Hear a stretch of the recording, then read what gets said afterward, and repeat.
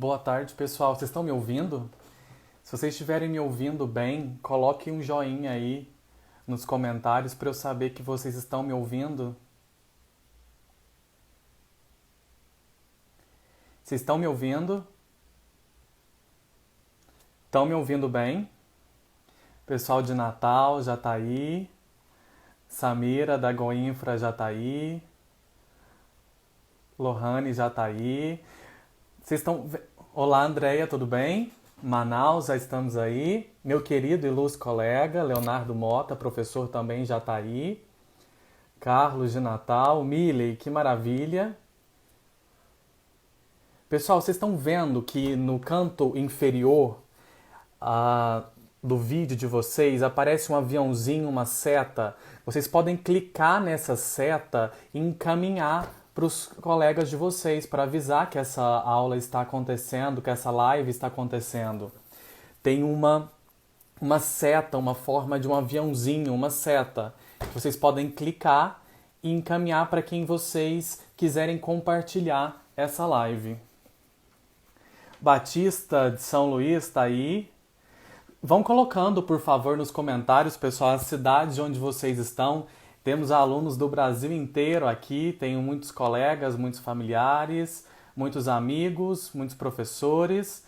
Então, coloquem, por favor, Yara, coloquem, por favor, a cidade que vocês estão, para que a galera toda veja o alcance desse MBA de licitações e contratos do IPOG, pessoal de Goiânia, João Pessoa, terra maravilhosa que eu já tive 2 vezes, Manaus, eu já perdi as contas de quantas vezes estive em Manaus, Elaine de Cuiabá, que maravilha, Natal não posso falar, né, que Natal eu tô quase mudando para lá já. Lanker, obrigado, meu colega do mestrado. Walter, que coisa boa. Estão todo mundo conseguindo ouvir bacana, pessoal? Sim?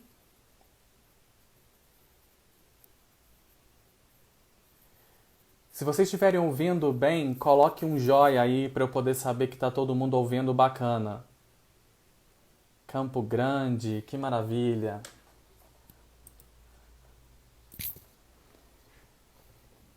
Ednilson, estava procurando no meu Instagram, né? Não, estamos aqui no IPOG Brasil. Essa live é para o Brasil inteiro. Ok? Que bom. Bom, pessoal, já são 4h05, então vamos começar, que nós temos muita coisa para discutir, muita coisa para falar. E eu quero deixar um espaço aqui depois para vocês deixarem perguntas. Durante a live eu vou tentar não ficar lendo muito para não me perder, né? Mas ao final eu vou querer sim trocar muitas ideias com vocês, para que vocês me mandem então perguntas, a gente possa fazer essa interação. Que bacana, ok? E não esqueçam de clicar no aviãozinho, clicar na seta que está aí no canto inferior do vídeo de vocês e divulgar para os colegas de vocês. Colegas do trabalho, colegas do MBA, de outros cursos. Paulo Brasil de Manaus, meu grande amigo, obrigado por você estar aqui. Cliquem então nessa setinha e não deixem de lembrar os outros que ainda não começaram a entrar aqui na live, para que eles lembrem que já estamos no horário. Combinado? Então fica assim, fico esperando que vocês então ajudem a compartilhar essa live para os demais colegas, amigos e profissionais do direito, da administração, da contábeis, da engenharia, da arquitetura e etc. Bom, pessoal, Rio de Janeiro, Caroline, que coisa boa, que bom que você está aqui. Qual o tema que nós nos propusemos a tratar hoje nesse bate-papo, nessa live? O tema que nós propusemos a falar foi reflexos da crise para as atuais e futuras licitações e contratos. Então é sobre isso que nós vamos dialogar nesse momento aqui, utilizando essa rede social, utilizando esse Instagram, para que nós então possamos parar para pensar o seguinte: estamos vivendo uma intensa e grave crise. Uma crise na saúde que reflete automaticamente numa crise financeira do todo o país. E essa crise financeira, por óbvio, ela reflete no Estado.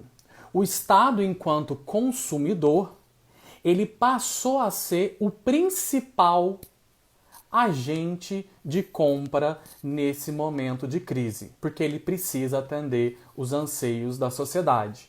E como eu sempre brinco com os meus alunos no MBA, né, nos meus módulos, eu digo o seguinte: se nós não entendermos o Estado como consumidor, nós continuaremos fazendo processos licitatórios de modo não eficiente. A partir do momento, então, que nós entendemos que o Estado enfrenta uma grave crise e que o Estado precisa passar por essa crise desenvolvendo, então, as suas atividades e prestando o seu serviço público e prestando as mais diversas necessidades que a sociedade enfrenta, nós então precisamos parar para refletir como estávamos fazendo nossas contratações públicas, como elas estão sendo feitas nesse momento de pandemia e o que nós podemos aprender desse momento para os nossos futuros processos licitatórios. Kelly de Natal, Pedro Ivo de São Luís do Maranhão, Paulo do Maranhão, obrigado por todos vocês estarem aqui. Não esqueça de convidar os colegas de vocês também para vir fazer parte desse nosso bate-papo de hoje. Franciele, procuradora do município de Catalão, obrigado por estar aqui, já foi minha aluna também. Bom, pessoal, então o objetivo desse nosso bate-papo, que vai durar então a média de 45 minutos, depois nós vamos então para as nossas perguntas, é exatamente pensar isso. O que nós estamos vivendo agora, nesse momento de crise, que vai refletir nos nossos processos licitatórios futuros. Há uma enxurrada de material, né, na internet, nós temos várias editoras, vários autores de grande renome nacional publicando muitos conteúdos jurídicos falando sobre como aplicar as legislações. Nós estamos enfrentando uma enxurrada de medidas provisórias e eu até já alerto para vocês, o meu colega, professor Leonardo Mota, ele publica muito isso na rede social dele sobre essa interpretação e aplicação, né, da lei 1397, da Lei 12.1379, melhor dizendo. É muita lei, muita medida provisória, muito número para a gente poder lembrar. Exatamente falando sobre essas novas necessidades. Mas nós temos que, além disso, pensar o que eu estou aprendendo com esse tempo. O que eu estou aprendendo com esse momento? Ou que tipo de administração pública eu preciso começar a ter após essa crise? Então, a primeira questão que eu gostaria de tratar com vocês, eu dividi esse momento nosso de conversa em 3, 4 tópicos, vamos dizer assim, para ficar didaticamente mais organizado. E o primeiro tópico que eu vou tratar é da transformação digital da administração pública. Eu estava conversando antes da live com um colega Ednilson, aluno do MBA lá de Goiânia, a turma de Goiânia, e ele falava exatamente sobre essa questão do acesso à informação. Nós temos uma lei de acesso à informação que não é recente, nós temos muitas instruções normativas dos órgãos de controle interno e externo, nos dizendo e nos exigindo como fazer o acesso e o melhor acesso à informação, porque não é só dar acesso, é dar o melhor acesso à informação. E eu começo então falando sobre a administração pública digital.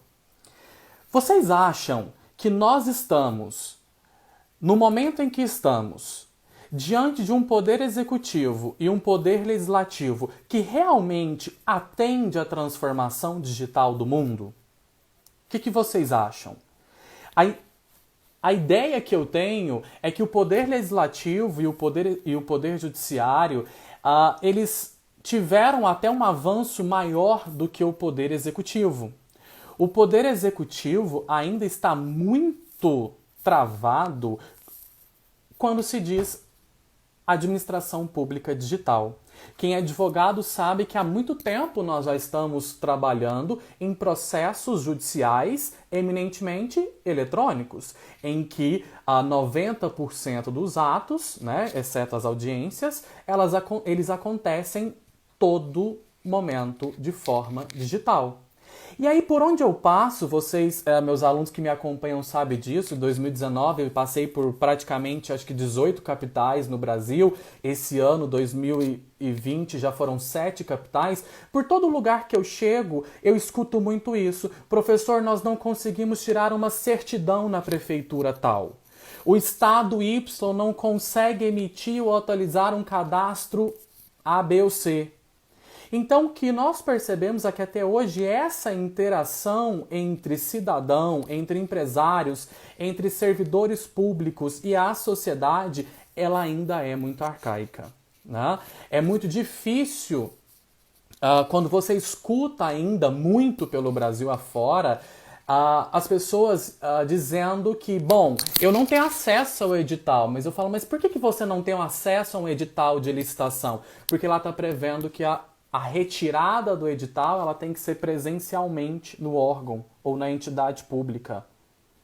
Como assim? Eu tenho que ir até um órgão público e as coisas estão acontecendo e elas acontecem isso a todo lugar do Brasil, né? Então, o primeiro assunto que eu quero tratar com vocês é isso. Vocês acham que o serviço público realmente está trazendo uma evolução ao mundo digital? E eu quis abordar isso, pessoal, porque exatamente durante essa crise de pandemia eu tentei tirar um boleto de um imposto e eu não consegui, né? Então, como a gente estava falando, Ednilson, mais cedo, às vezes a informação tá lá. Mas tá lá como? Eu entrei no site de uma estatal essa semana para poder fazer um recurso de um processo licitatório e eu não consegui achar os arquivos. E eu presumo que o que nós chamamos, né, o sítio eletrônico oficial de uma estatal deveria ser o lugar que teria mais informações e mais fácil acesso. Não adianta você jogar na rede mundial de computadores, como o povo gosta de chamar, de uma forma desorganizada. Isso não é acesso à informação. E o pior, nós realmente estamos tendo acesso à informação? A administração pública, ela está prestando serviços de forma digital como deveria ser? Nesse mundo que nós estamos atravessando agora, nesse momento que nós estamos atravessando agora, nós percebemos que o teletrabalho, ele evoluiu, né, em 30 dias, o que ele não evoluiu há 5 anos.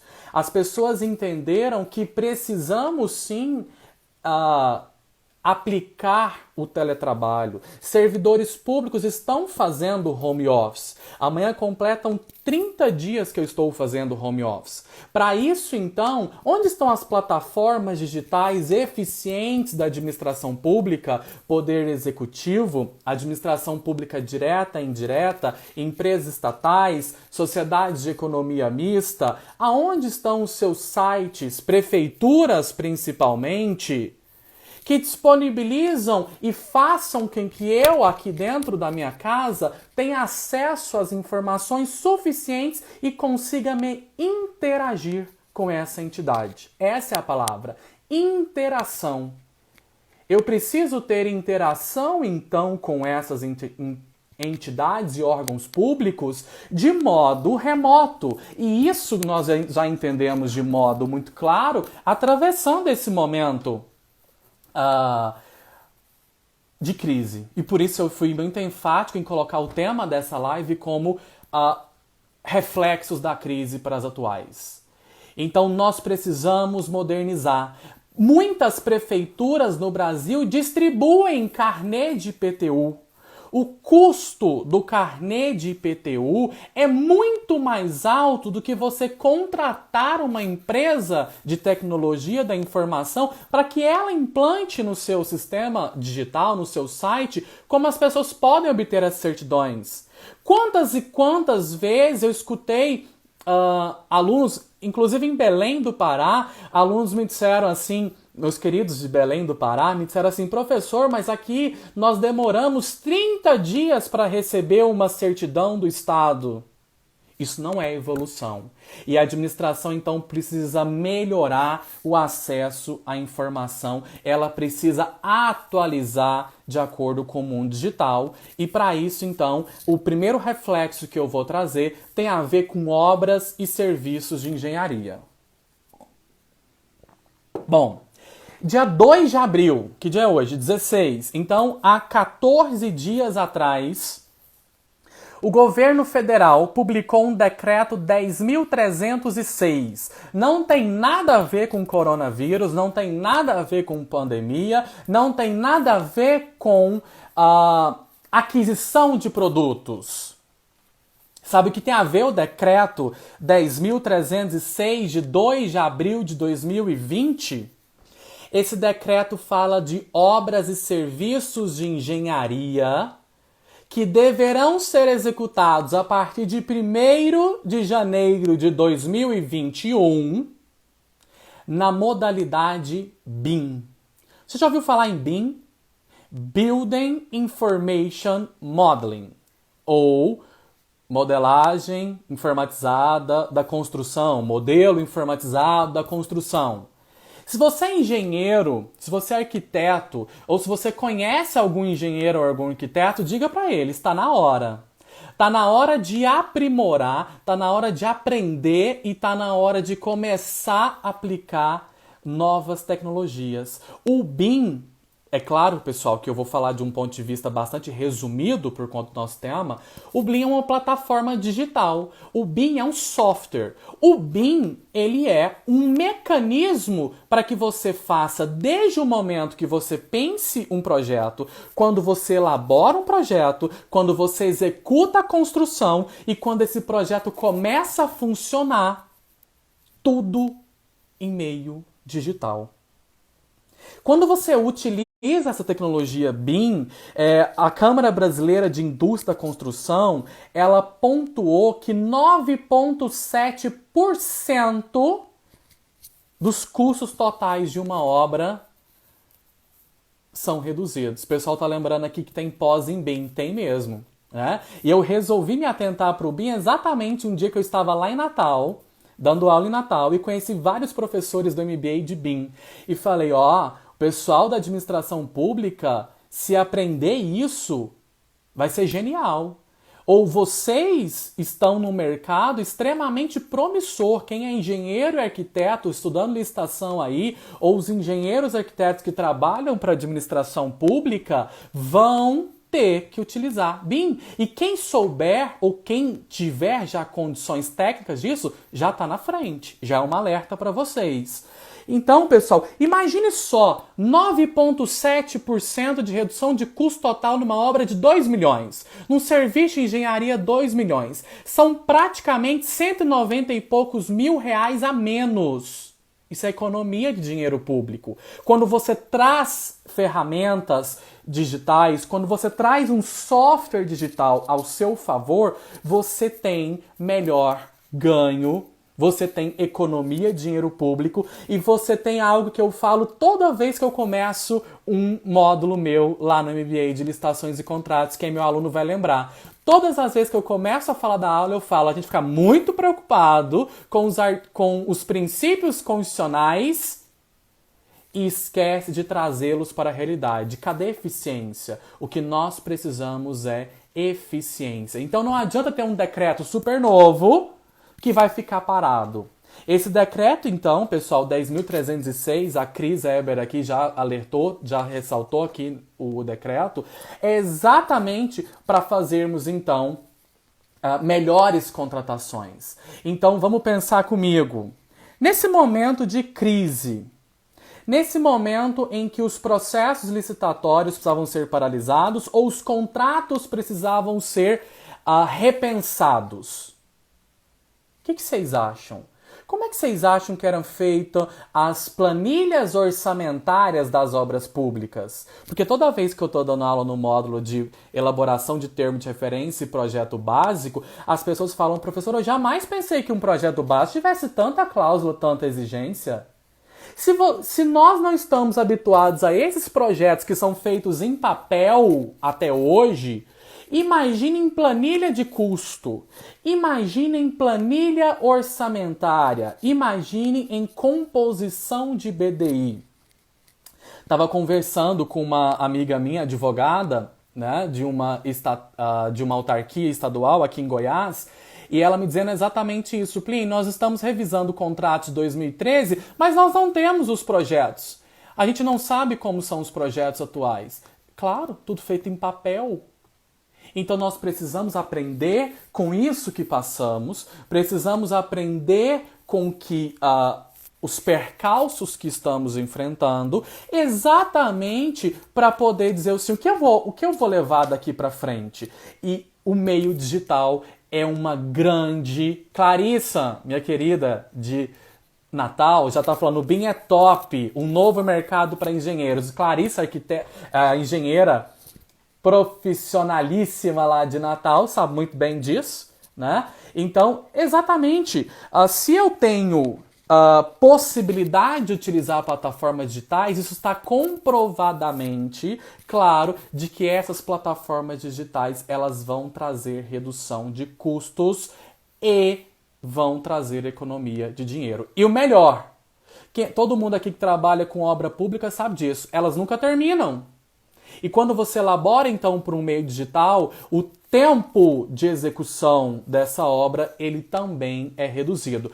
Eu tenho muito material sobre BIM salvo, eu estou estudando muito sobre BIM para ter um pouco de noção do que é, né? Eu não vou elaborar projetos em BIM, porque eu não sou engenheiro nem arquiteto. Então, quem quiser depois, pessoal, entre em contato comigo, me manda um direct no Instagram e eu mando todo esse material de BIM para vocês. Combinados? Vamos para o próximo assunto. E o próximo assunto é, então, pregão eletrônico. Por que falar de pregão eletrônico agora? Pessoal, tem muito município fazendo pregão presencial no meio da pandemia. Tem muito pregoeiro sofrendo porque o prefeito quer que faz a sessão de pregão e o coitado está lá recebendo proposta presencialmente. Nós entendemos agora que eu posso estar aqui em Goiás e participar e interagir com qualquer pessoa e qualquer entidade governamental do meu país. E uma das formas disso é o pregão eletrônico. A partir de 1º de junho de 2020, não há mais possibilidades para nenhum município a ter mais prazo de prorrogação. 1º de junho de 2020 já é o tempo assim, agora é para todo mundo. Agora todo mundo que quiser usar recurso da União vai ter que fazer pregão eletrônico sob pena de sanção. Mas por que eu vou ficar esperando ser sancionado? É claro, né? Vou lembrar aqui dos meus amigos que estão lá em Manaus. Vamos pensar aí, eu tenho um município que para eu chegar até ele são 4 horas de barco. Isso impede fazer um pregão eletrônico? Isso são requisitos para execução contratual. Isso são custos que influenciam a planilha orçamentária anexa ao seu termo de referência. Mas isso não te impede de forma nenhuma. Pelo contrário, quanto mais utilizarmos o pregão eletrônico, melhor. Kelly, a Kelly de Natal está me perguntando, Plínio, pregão eletrônico de eventos, nós vamos ter um período de isolamento social. Kelly, eu acredito que ou faremos por meio de sistema de preço, né? E vamos deixar para quando voltarmos, que seja em breve, ou então esses pregões vão ficar todos aí paralisados. Bom, um outro ponto que eu quero falar sobre a administração pública digital, pessoal. Vocês acham que os tribunais de contas do nosso país, eles também evoluíram em relação a esses avanços do mundo digital? Eu brinco muito com os meus alunos que há alguns tribunais de contas que para você ter acesso a um processo, você tem que saber o nome do pai, o nome da mãe, o PIS, PASEP e todas as informações dos interessados. Isso não é transparência, isso é sigilo de informações, né? Bom, Vamos falar então um pouco do que nós aprendemos com a Lei 13.979 de 2020 e as medidas provisórias que saíram daí em diante. O seguinte, pessoal. Essa lei veio para trazer proteção à coletividade. Essa lei, para atender a pandemia, ela veio trazer exceção à regra de licitar. Porém, eu vou puxar a sardinha, claro, Leonardo, meu colega aqui, né, do grupo de professores da MBA, eu vou puxar a sardinha para os meus módulos, claro, né? Vou falar de estudos técnicos preliminares, vou falar de termo de referência. A lei, ela vem dizer o seguinte, com outras palavras, nós estamos enfrentando um caos, nós estamos enfrentando uma crise, nós estamos enfrentando algo que não sabemos de onde veio, para onde vai. Então, nessas hipóteses, nessa exceção, vocês, administradores, estão dispensados de fazerem estudos técnicos preliminares. Automaticamente, o que eu entendo com isso? Cadê os estudos técnicos preliminares nos processos quando não estávamos em pandemia? Para que serve estudo técnico preliminar, pessoal? Para duas coisas primordiais. Primeira delas, objetividade de definição e caracterização do objeto. Segunda coisa, levantamento de mercado. Levantar mercado não é só pesquisa de preço. Levantar mercado é saber quem te atende, como te atende, quando te atende. Isso é levantamento de mercado. Quais são os critérios atuais que eu posso exigir do mercado? Então, o estudo técnico preliminar, ele existe para isso. E quando a lei, então, a lei agora, né, veio falar que eu não preciso fazer ETP, é porque ela veio dizer o seguinte, eu sei que vocês estão enfrentando um momento caótico, então, para esse momento, nós não vamos fazer ETP, mas nós vamos sair dessa. Nós vamos sair dessa pandemia. E quando nós sairmos dessa pandemia, quando nós voltarmos à normalidade, o que nós vamos ter aprendido com isso? Nós vamos fazer ETP, então? Quer dizer, então, que nós vamos passar a fazer uma objetividade, uma clareza na caracterização do objeto e no levantamento de mercado? Né? Então, isso é o que eu chamo a atenção para vocês com a medida provisória 926/2020. E um outro detalhe da medida provisória 926/2020 é sobre o termo de referência. Quantas e quantas vezes eu ouvi dos meus alunos? Tô falando de autarquia federal. Já ouvi muito, porque as pessoas acham que os problemas estão só lá nas prefeituras. E não é não. Eu já escutei muito de alunos que trabalham em autarquias federais dizer o seguinte, professor, eu recebo lá na minha autarquia federal uma página de termo de referência. E o que eu aprendi então com a pandemia? O que nós aprendemos agora fazer a melhorar no nosso futuro? O seguinte, termo de referência simplificado, termo de referência resumido, é para a época de caos, é para a época de crise. Quando nós sairmos dessa crise, nós precisamos fazer excelentes e eficientes termos de referência. E o principal, pessoal, é saber isso, levantar mercado. Por quê? Com essa crise toda que nós estamos enfrentando, nós aprendemos que precisamos conhecer o mercado. Porque o mercado, às vezes, está lá fora querendo vender para a administração pública, mas do modo como a administração pública trata, ele não tem interesse. E agora, quem está precisando do mercado é a administração pública. Quem está precisando de... o Ednilson está comentando que em Goiás não tem problema, que nós somos exemplo, né, Ednilson? Nós temos que puxar a sardinha para o nosso estado, né? Quem está agora precisando do mercado e quem precisa conhecer a realidade do mercado é o governo. Então, aquela supremacia do interesse público, ela não pode passar por cima da noção de mercado. É claro que em momento nenhum eu estou dizendo que nós vamos deixar de lado a legalidade de atender às normas, mas é a mudança de comportamento, a mudança de ideias. Para isso eu queria lembrá-los de fazer o seguinte.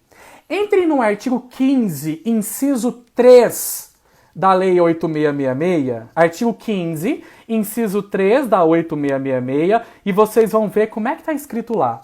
Lá está assim: as compras, sempre que possível, deverão. Lembra como é que eu brinco com meus alunos? Verbo dever é diferente de verbo poder. Deverão, inciso 3, submeter-se às condições de aquisição e pagamentos semelhantes às do setor privado. O termo de referência, nossa, realmente está sendo feito de modo que ele atende o modo de aquisição e pagamento do mercado? Por isso que tem muita gente, muito autor renomado, né? Muito jurista do direito administrativo, direito público brasileiro de grande renome nacional, já defendendo a instrução normativa da AGU, que fala sobre, defendendo, quero dizer, no sentido de propaganda, dizendo que precisamos utilizá-la, de que precisamos agora, em casos excepcionais, com as devidas cautelas, aplicar pagamento antecipado, né? Bom, pessoal, muitos gestores e fiscais de contrato estão sofrendo agora uma grande questão ligada à planilha orçamentária para os aditivos contratuais. Nós estamos fazendo aditivos contratuais de supressão de serviços, nós estamos fazendo aditivos contratuais, suspensão de serviço, e aí o gestor e o fiscal do contrato não sabe como faz esse aditivo, ou não sabe como mexer na planilha de custos. Por que ele não sabe mexer na planilha de custos desses aditivos? Porque ele não sabe cadê essa planilha de custo. Porque quando fizeram o projeto básico ou o termo de referência, não preocuparam com um cronograma físico-financeiro eficiente. Não preocuparam com um cronograma de entrega claro, preciso e realista. Então está no momento de aprendermos com essa crise que nas nossas futuras planilhas orçamentárias, que nos nossos futuros cronogramas físicos financeiros, cronogramas de pagamento, cronogramas de entrega, como eles vão ser feitos? De qualquer jeito, como muita administração pública vinha fazendo? É assim. Quem é gestor e fiscal de contrato agora que está passando por esse problema? Exatamente dizer, eu não sei como fazer uma supressão nessa planilha de custo, porque o modo como foi mensurado aqui não está levando em consideração a mão de obra. Cadê o custo da mão de obra? Não estou vendo o custo da mão de obra. E a gente sabe que custo de mão de obra influencia lá dentro do BDI, influencia lá dentro da composição dos insumos. Então, pessoal, mais uma vez, eu venho dizer para vocês, gestor e fiscal de contrato não pode ficar agora com esse problema nas mãos eternas deles. Se nós estamos enfrentando esses problemas agora, nós temos que com eles aprender para que os nossos futuros processos não repitam mais essas falhas e essas irregularidades. Bom, tô cheio de anotação aqui. Quem tá com saudade de usar o caderno do IPOG? Eu gosto muito de anotar, então vocês também, alunos, devem estar com saudade de utilizar aí o caderno do IPOG. Eu tô aqui cheio de anotações sobre eles. Bom, vamos falar então um pouco de planejamento estratégico, pessoal. Planejamento estratégico. A medida provisória 926, ela fala até da possibilidade de acréscimos contratuais em 50%. Será que não está na hora, então, de revisarmos a nossa legislação para que realmente os contratos, então, possam ter maiores percentuais de acréscimo? Esse acréscimo padrão, 25% para obras, aquisições, serviços, 50% para casos de reformas em obras, etc., isso já não está ultrapassado? Será que a gente não pode aproveitar isso então, agora, com esse momento, dizer assim, bom, se eu tenho um bom contrato, se eu tenho alguém que está me socorrendo, se eu tenho um fornecedor que atende a minha necessidade, por que não fazer um acréscimo maior do que esse padrão nosso aí de 1993, 25%, né, pessoal? Então, voltando ainda em falar de planejamento estratégico, o que muitos órgãos e entidades públicas estão sofrendo é com a falta de produtos. E além de sofrerem com a falta de produtos, eles estão sofrendo com o modo arcaico com que vinham trabalhando. Porque eles não tinham controle nenhum de entrada e saída. Pessoal, não duvidem. Não duvidem. Eu já escutei. Há testemunhos de quem tem gestor e fiscal de contrato de merenda escolar, que todo município licita, e quase todos os estados licitam, de que a merenda escolar é controlada por uma planilha de Excel. Eu não vou nem falar em controlar no caderninho, né? Que isso é inimaginável. Mas como é que eu posso controlar um contrato desse jeito? Né? Aproveitando a Catiúcia lá de Roraima, minha querida, do Ministério Público, né, de Roraima, ela falando dos preços. Eu até ouvi ontem um embate de uma situação que está no TCE aqui de Goiás e do Comitê de Controle, né, de Atos contra a Pandemia. Um órgão público em Goiás comprou álcool gel a R$5. É um exemplo, não lembro com os detalhes. Carlos, medida provisória 926/2020, tá? 926 e 927. Uma entidade pública em Goiás, ela comprou por 5 e pouco, outra entidade pública comprou por R$12. Mais ou menos isso o exemplo, tá? Bom, duas entidades públicas do mesmo estado. Aí vem, Catiúcia, a questão do seguinte: levantar preço é conhecer mercado. Adianta eu chegar na aula para vocês e falar assim, pessoal, vocês têm que pesquisar no painel de preço, porque o painel de preço é o que o TCU falou que nós temos que utilizar para pesquisas, porque ele é um sistema oficial. Nós temos que entender realidade. Enquanto a administração não for atrás do mercado, não for atrás da realidade e procurar saber como é esse mercado, nós vamos ter termo de referência balizando o preço com o site da Americanas ou site do Walmart. E aí não vai dar. Né? Então, mais uma vez, a medida provisória, Carlos 926, ela vem falar o seguinte, pesquisa de preços é o mais ampla possível. Né? Ontem, inclusive, saiu mais uma medida provisória.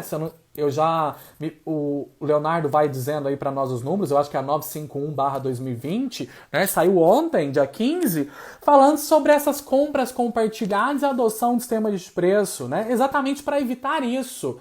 Então, vocês com certeza estão enfrentando isso. Fornecedores não vão querer entregar mais por aquele preço, pessoal, porque a realidade agora é outra. Por isso que nós estamos falando de um momento de caos. Por isso nós estamos falando de um momento de crise e por isso que o mercado agora ele deve ser parceiro da administração pública, tanto quanto a administração pública deve ser parceira do mercado.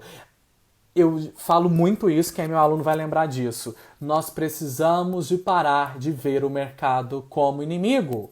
E o mercado tem que priorizar a boa-fé e a lealdade e a honestidade contratual. Né? A partir do momento que nós tivermos esses dois focos, nós teremos melhorias significativas.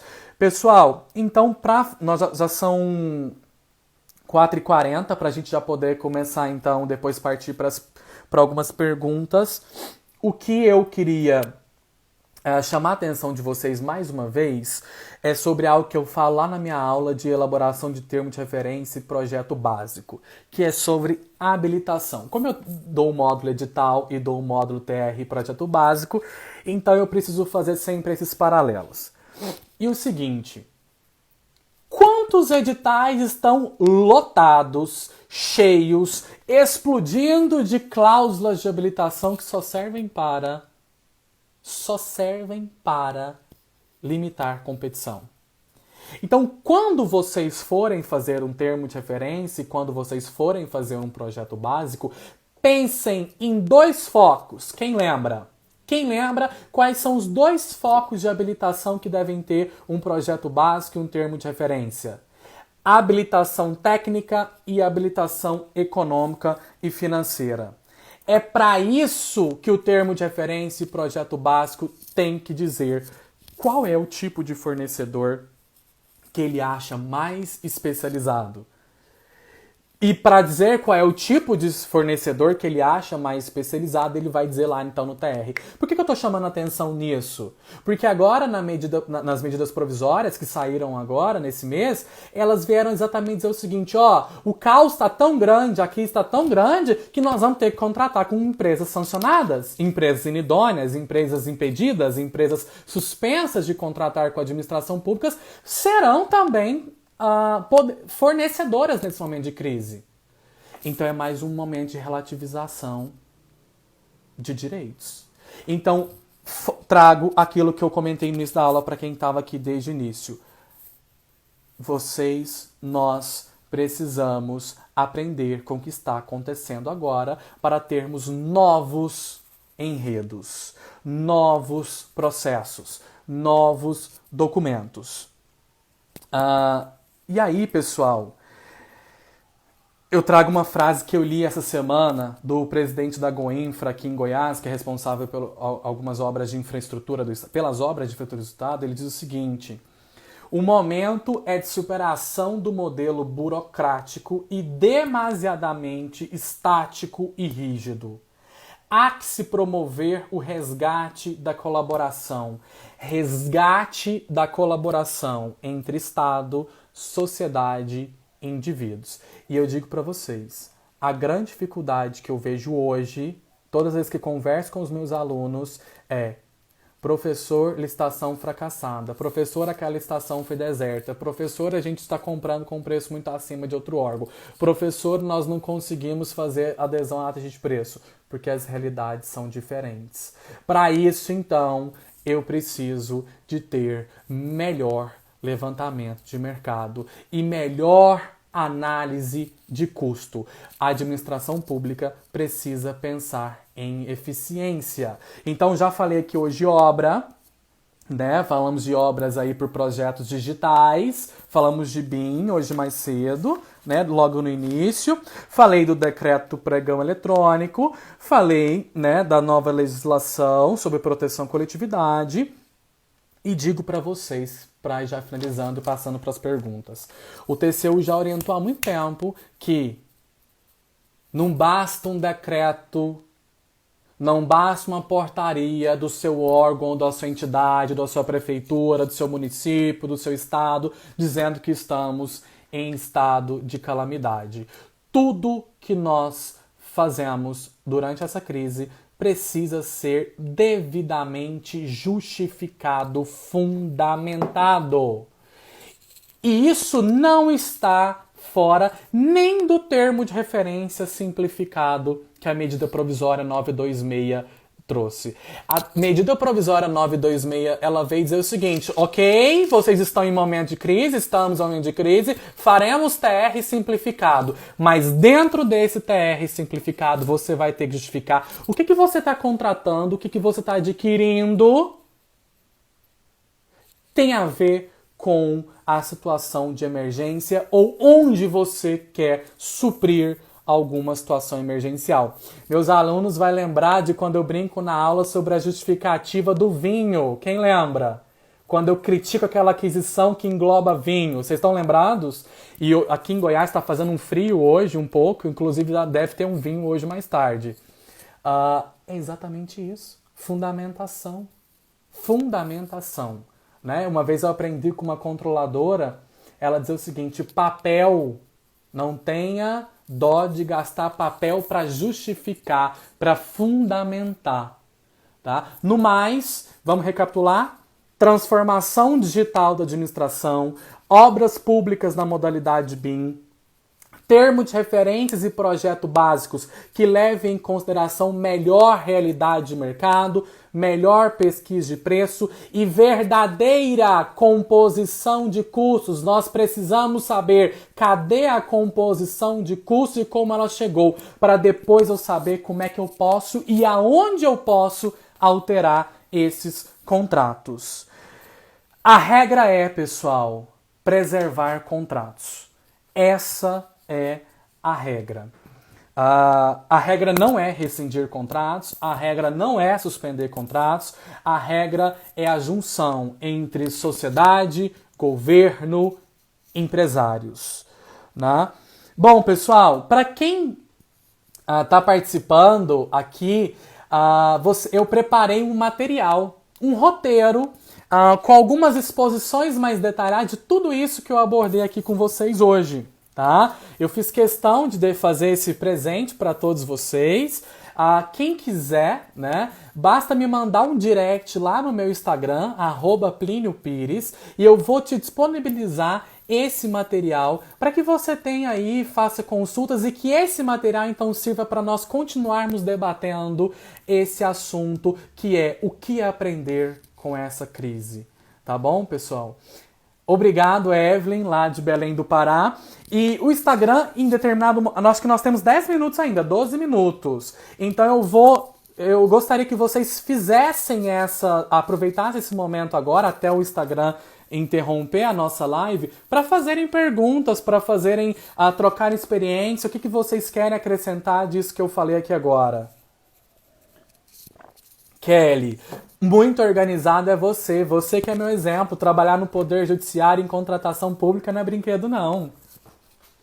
Então não dê. E quem quiser pegar ou divulgar esse material, pessoal, fique à vontade. O material que eu preparei para o IPOG, tá? É um roteiro que eu preparei para o IPOG. São 25 slides que eu preparei exatamente para divulgar para vocês que estão aqui e para vocês divulgarem para os colegas de vocês que não puderam estar aqui no horário, né? Nós são 4, 5 da tarde, o pessoal tem muita gente fazendo home office, fazendo videoconferência e não tá fácil, né? Não tá fácil ficar em home office, não tá fácil ter isolamento social. Para vocês terem noção, nesses 30 dias que eu estou dentro de casa, eu só fui ao supermercado uma vez. Nós estamos fazendo, assim, milagre aqui dentro de casa. Vamos para as perguntas? A pergunta subiu, eu não consegui ler. Rosângela, um beijo. Lilian, um beijo. João Pessoa tá aí. São Luís tá lotado aqui, né?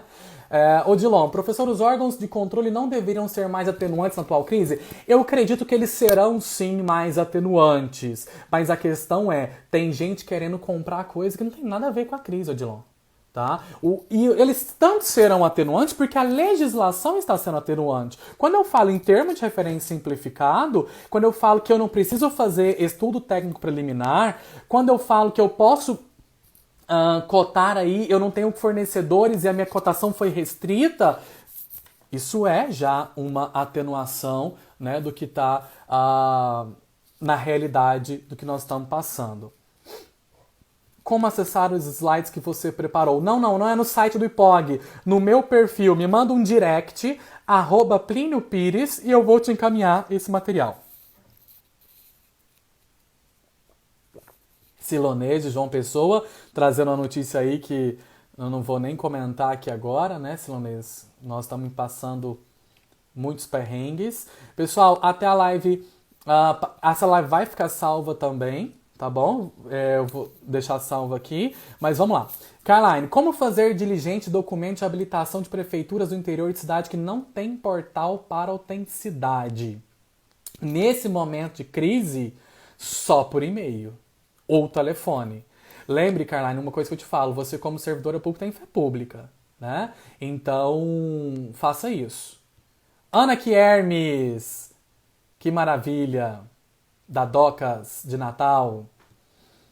Ah, pessoal, no material eu dou exemplo para vocês de já obras feitas no Brasil em BIM, tá? Principalmente o DENIT e o Exército já fazem muito. A Kelly está perguntando, os fiscais deverão glosar os pós-trabalho que foram suspensos pela pandemia? Seria melhor do que aditivar supressão? Kelly, eu acho que a glosa, ela é sim necessária e ela... nesse momento é melhor ou mais rápido que um aditivo, porque às vezes nós não vamos conseguir nem fazer o aditivo, né? Dependendo da situação em que está se enfrentando. Professor, como fica no caso de um Estado só emitir certidão de falência presencialmente, sendo que o TJ do Pernambuco encontra-se fechado, não dando às empresas... Olha aí pra vocês verem, pessoal. Tribunal de Justiça não emite certidão de falência online. É o que eu falei no início da aula. É um absurdo. Então, não exige no seu edital, não peça, faça uma certidão. Não tem essa certidão, nós vamos postergar isso para o momento em que as coisas voltarem à normalidade. Ednilson, não consegui ver o seu, deixa eu voltar aqui. Professor, um dia conversando com você, eu disse, ninguém quer saber o conceito de melhor preço. A administração quer saber como chegar no melhor preço. Penso nesse momento de crise ainda mais. Exatamente. Como chegar no melhor preço. E aí eu vou dizer para vocês, o que nós pagávamos no álcool gel do ano passado, nós estamos pagando agora? De jeito nenhum, né? A motivação continua do setor demandante ou ordenador? Setor demandante, tá? Quem requisita justifica para quê e para onde. Tem que ter muito cuidado de usar dispensa quando há possibilidade de usar o pregão emergencial. Mário, eu acho que como o pregão foi reduzido pelas medidas provisórias, o prazo do pregão foi reduzido, né? Em dias eu posso diminuir essa contagem de prazo. Então eu acho que você tem que analisar qual é o produto ou qual é o serviço que você precisa. Eu posso esperar 4 dias? Ou eu não posso esperar 4 dias? Porque se eu puder esperar 4 dias para fazer esse pregão emergencial, espera os 4 dias e faz o pregão emergencial. Mais alguma pergunta, pessoal?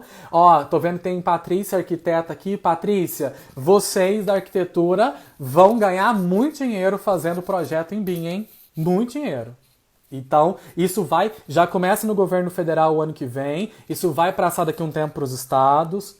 Professor, para empresas em contrato com a administração pública e um contrato de concessão é que não pode mais operar em razão do decreto deste ente, pode pedir reequilíbrio financeiro do contrato? Concessão eu não posso operar. Mas é uma concessão onerosa? Aqui é uma concessão não onerosa. Pode pedir reequilíbrio econômico financeiro? Bom, eu acredito que se você demonstrar sua alteração de custo e o Estado está fazendo o seu consumo, você sempre vai ter direito a reequilíbrio econômico financeiro. As pessoas têm muito medo de reequilíbrio econômico financeiro. A administração nega demais. Por quê? Porque a administração passa a ver o mercado como inimigo, ao invés de entender que o mercado é seu aliado. Leonardo está dizendo aqui, aproveita o pregão para fomentar o mercado de MEPP. Exatamente, pessoal. Né? Se você for fazer, eu não sei, o vulto da sua licitação, mas lembra lá que na aula de edital a gente monta um edital no domingo exatamente sobre as cláusulas de priorização e de tratamento diferenciado MEPP. Professor, não consigo fazer certificado digital para usar compras net, pois a Receita Federal não tem atendimento presencial. Ah lá. Administração pública digital. A primeira coisa que falamos hoje, Aldaci. A administração pública não acompanha a evolução e aí então ela só faz atendimento presencial e quem sofre é a população, é a sociedade.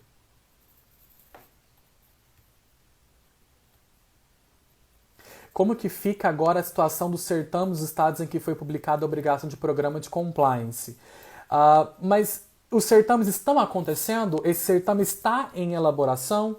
Então, no programa de compliance, vocês vão precisar implementar o programa de integridade, né? Esse programa de integridade, por exemplo, houve a implantação de controle interno, ouvidoria, isso vocês vão ter um prazo. Normalmente, os estados, quando eles editam legislação própria, eles dão um prazo aí de 180 dias até para poder fazer essa adaptação. Então, verifique qual é a legislação do seu estado, tá? A Yara Pregoeira está perguntando aqui, mas o que fazer com as licitações por atas de preço que compramos álcool gel pelo valor anterior à pandemia? Yara, eles não vão conseguir entregar, eles não vão entregar, tá? eles vão pedir a liberação e o que nós podemos fazer é liberar e fazer essa contratação direta em razão da dispensa de licitação que a lei está nos conferindo. O Walter de Natal está dizendo, em tempos de Covid, temos de ser razoáveis nas decisões. Exatamente, razoabilidade, ponderação e justificativas. No caso de credenciamentos, normativas especiais poderiam ser editadas para realizar o rol de documentação exigida para o momento da crise. Exatamente, você está fazendo uma credenciamento. Aqui o link F Castor 34. Você está fazendo credenciamento presencial? Eu não faria. Tá? Esse credenciamento, que tipo de credenciamento é esse que você está fazendo? Se você puder passar isso para depois, adiar esse certame, é o melhor caminho. Se não, se você pode fazer contratação. É um credenciamento de um profissional de saúde, faça contratação direta, entendeu? Porque se está ligado a isso. Medida provisória 951 fala sobre a certificação judicial. Juliana. Olá, Juliana. Tudo bem? Obrigado por encaminhar para o pessoal aí. Na prática, estamos vendo os pregoeiros retirarem muitos documentos, assim abrangendo maior número de licitantes. Odilon, agora o seguinte. Maior número de licitantes, abertura de competitividade. Não significa administração quer contratar com qualquer pessoa, né? Ela vai, claro, o mínimo de exigências existirão. Mas tem até uma outra situação. Agora está na hora do mercado mostrar boa-fé, lealdade e honestidade para contratar com a administração também. A audiência pública pode ser feita por videoconferência em caso de concorrência pública. Breno, a medida provisória, se eu não estiver enganado, a 926, se eu não estiver enganado, ela diz que eu não preciso fazer audiência pública, tá? Para essa concorrência aí. Essa audiência que está se referindo é do artigo 39 da 8666, né? Se for essa audiência pública, você não precisa fazer se eu não estiver enganado, ou então você tá dando uma boa saída, que é a videoconferência.